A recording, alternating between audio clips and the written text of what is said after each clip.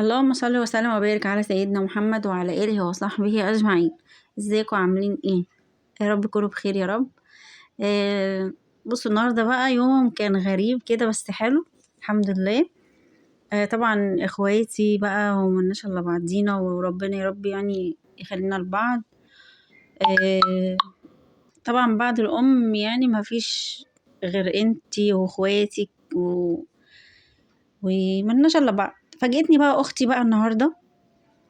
جت وجابت لي بقى حاجة الأكل اللي احنا شايفينها دي مع بعض وقالت لي بصي احنا عايزين ناكل النهاردة من ايديكي. قلت لها خلاص ماشي تمام وكده. جابوا لي بقى حاجة الأكل وفضلت بقى في المطبخ وانا عملت وهما بقى طبعا يعني ندى قاعدة معايا. هي اسمها ندى اختي. جت بقى قالت لي إيه، بصي النهارده بقى احنا بنحب اكلك فلازم تيجي تاكلينا بقى معاكي. جابت لي بقى البطاطس والقوطة والحاجات اللي احنا شفناها دي مع بعض.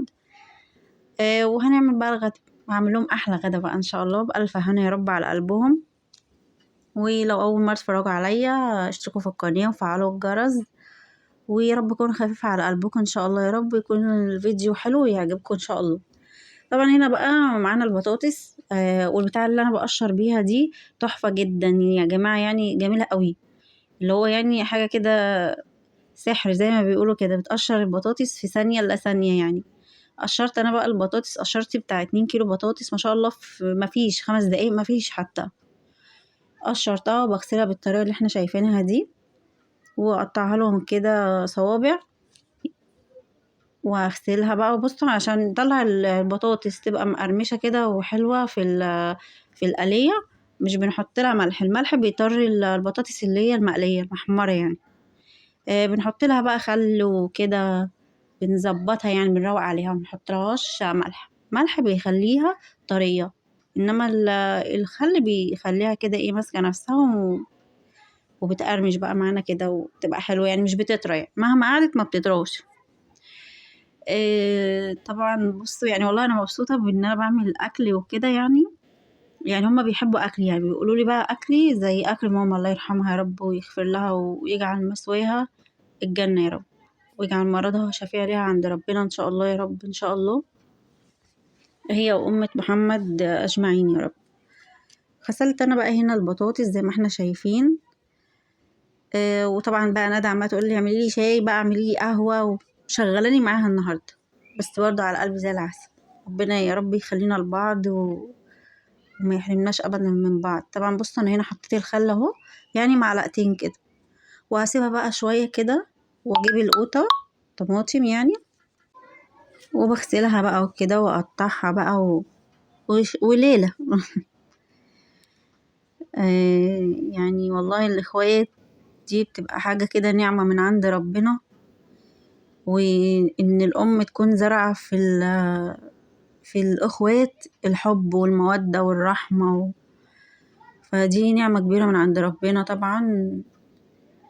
ف والله مش عارفة أقول ايه يعني الله يرحمها على قد تعبها معانا وعلى قد حبها لينا وعلى قد ما هي تعبت وصبرت على حاجات كتيرة قوي معانا. ربنا يا رب يجمعنا بيها على خير يا رب في الجنة ان شاء الله ونعيمها يا رب. هو ده اللي فاضل بقى ان انتوا تبقوا اخوات بعد الام مفيش بعد الام مفيش والله العظيم مفيش فعلا حقيقي حد ولا. يعني ربنا يحفظ كل ام يا رب ويرحم كل ام. يرحم كل ام ويحفظ كل ام يا رب. مش عارفة اقول ايه والله بس يعني انا كنت مبسوطة يعني رغم اني كنت تعبانة جدا بس كان على قلبي زي العسل لما جات لي ندى وقالت لي عايزين ناكل من ايدي بقى ام جنى وكده. غسلت انا بقى الطماطم زي ما شفنا كده وجابت لي بقى بانيه وبطاطس وقوطة وفلفل الوان وليمون بقى لمت لي السوق وجت يعني. هنا بقى انا بصوا زي ما قلنا قبل كده في الفراخ انا بعمل في الفراخ زي ما بقى في البانيه. زي ما بعمل في الفراخ بالظبط. اللي هو اي حاجة بتطلع من البانيه انا بشيلها في طبق كده وبحطها للقطط بقى زي ما ايه. القطط اللي هي بره ديت انا مش برميهم في الباسكت ولا اي حاجة انا بحطهم في طبق كده في اللي هو الفويل ده بحطهم بره او في اي طبق عندك. يعني مش برميهم يعني.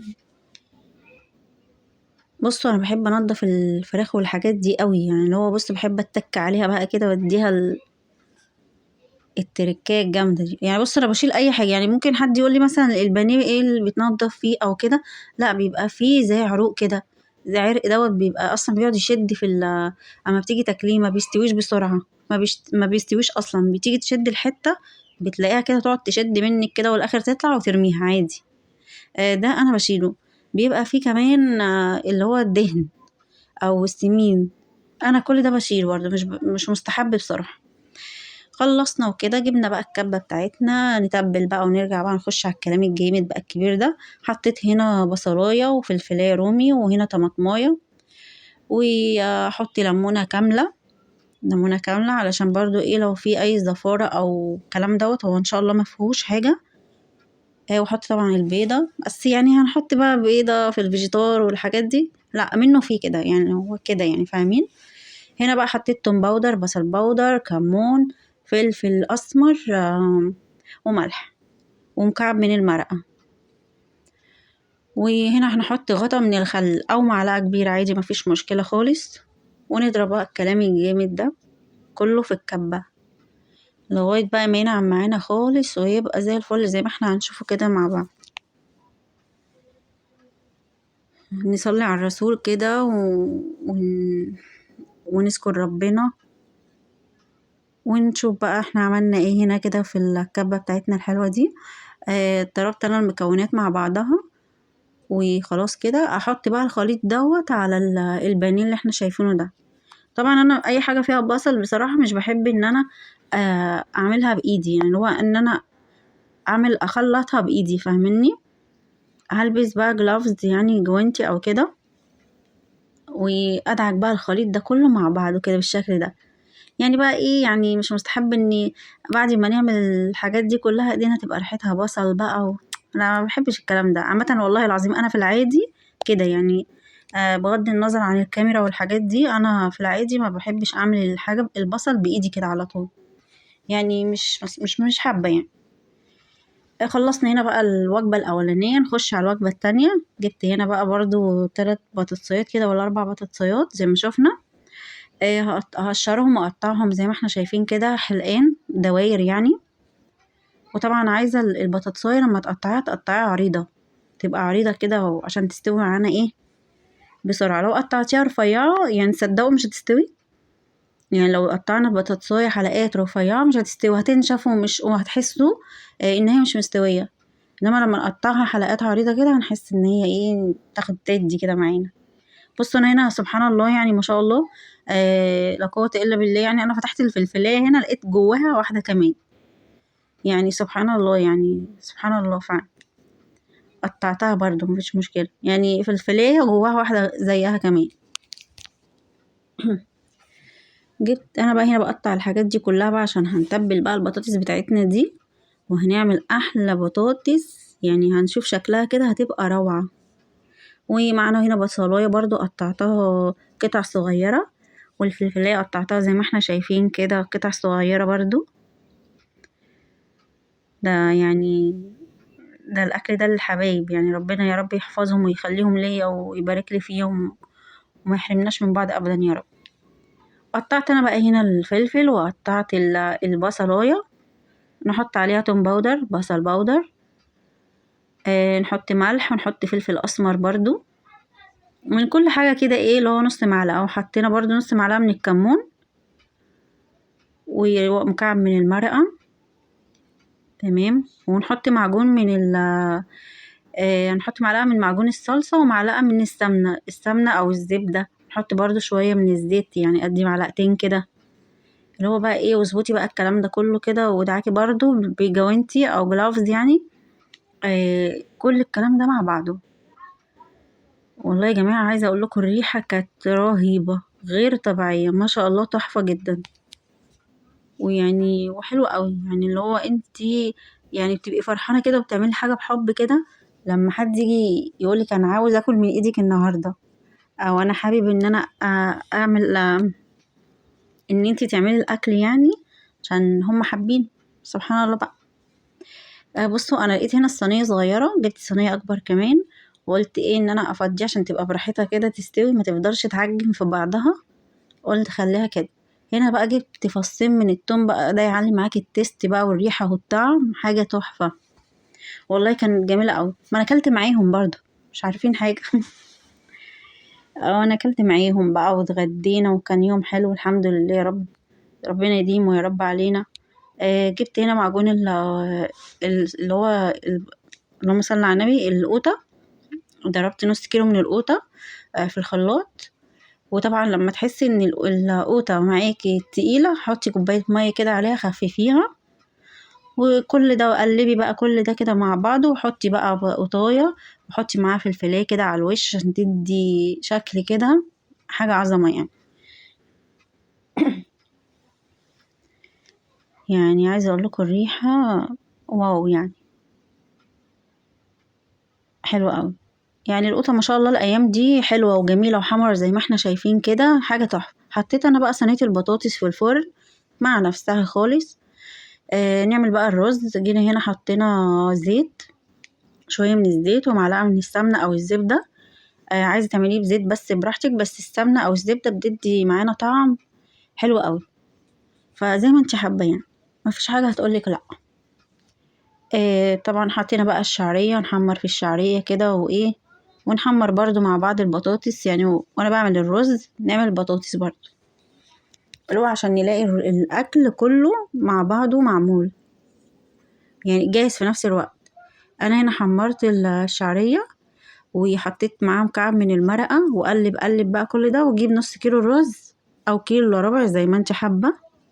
ونقلب كل دوت مع بعضه. تمام كده. نحط بقى المية بتاعتنا، او لو عندك شوربة طبعا هتبقى روعة. ونحط بقى شوية الملح بتوعنا، ونغطي على بقى الرز وكده. ده حين رشة من الفلفل الاسمر بتدي معانا طعم كده، يعني حاجة كده. ده التيست بقى الجامد ويعلي معانا الطعم، التيست يعني بتاع الطعم، وانا مش مركزة معلش. ونغطي عليه، وبعد ما يغلي نوطي عليه. بصوا بقى، هنا انا معانا هنا فيجيتار، اللي هو بقسماط سايب، اللي هو على فيجيتار. عايزة تحطي فيجيتار بس ماشي، بس بلاش الفيجيتار اللي هو الاكياس ده، لانه بيبقى حادق جدا. يعني لو عملتيه لوحده هيبقى محدق البانيه قوي. فالاحسن لو جبتوا كيس الفيجيتار، حطوا عليها بقسماط ناعم برضو من الفرن او من عند العطار، بيبقى حلو قوي. انا هنا جايبه فيجيتار سايب بصراحه تحفه. بيبقى متبل، وبيبقى حاجه كده عظمه يعني يا جماعه. ونغلف كده البانيه. لو لقيتي حته طويله كده قصيها عادي بالمقص كده زي ما احنا شايفين. واهم حاجه نضغط بقى على القطعه كده زي ما احنا شايفين كده، لغايه اما نكمل الكميه بتاعتنا كلها، ونروح على الزيت بقى. هنا معانا بقى الزيت. طبعا مستنى لما نختبره كده ويسخن وكده، والبطاطس شغاله مع نفسها. انا بختبر هنا الزيت، وهنزل بقى فيه ايه، البانيه بتاعنا. هياخد بقى معانا اللون الذهبي زي ما احنا شايفين، حاجه تحفه جدا، حلوه قوي. انا بقى هنا بقى بحمر البطاطس وبحمر البانيه، وعملت الرز، وكانت حاجه عظمه. وخلصت كل اللي احنا شايفينه ده، ونقدم بقى الاكل مع بعض. خلصت كده الأكلة أو الغدا، وبألف هنا يا رب، بألف هنا وشفا على قلبهم يا رب، وبالصحة والعافية. وطبعا لو عجبكم الوصفة أو عجبكم الفيديو، أتمنى تشتركوا في القناة وتفعلوا الجرس، ويوصلوكم كل جديد. وربنا يحفظكم جميعا ويحسن ما بين إيديكم. السلام عليكم.